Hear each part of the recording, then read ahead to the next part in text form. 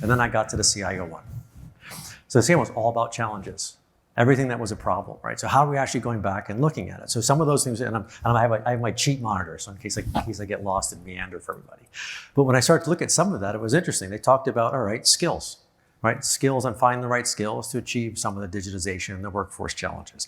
They talked about scarcity of capital. So how do you actually get the investment that you're looking for? So really fundamentally having a challenge around how we were able to deliver into the priorities of the CEO.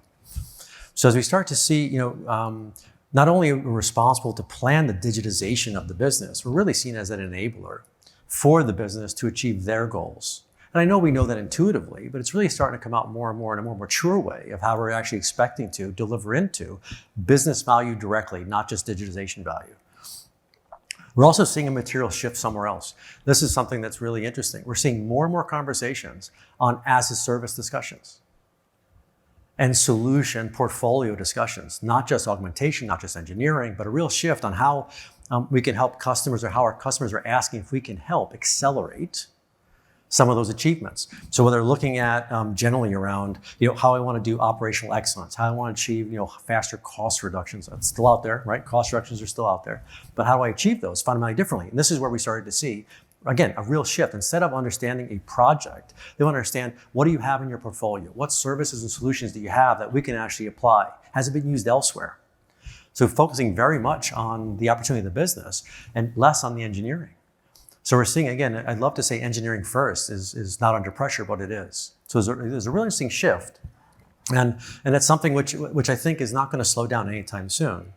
And I think there's also something else that's kind of that's starting to take over that conversation. It's time to market. So what is the time frame to deliver those solutions? And those are the things that, again, are driving, again, the conversation. Do you have a service? Do you have a solution portfolio? Do you have experience in this part of my business? Can we accelerate that net benefit? And this gets into kind of these core areas and needs. So looking at those growth opportunities, looking at efficiencies, modernization, and digital experience.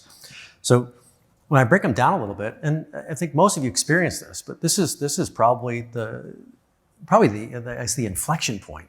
We're seeing more discussions on moving beyond enterprise systems now into business operations. So closing the gap into business operations and how we enable business operations, support our customers and support our customers' businesses. So in that space.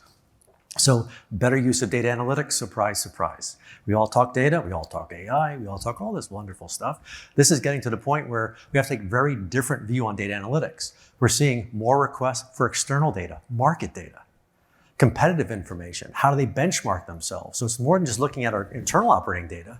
Now, how do we actually see how we can take external information to help influence what we're doing in our business, how we create better opportunity to actually create new revenues, or even better opportunities in product.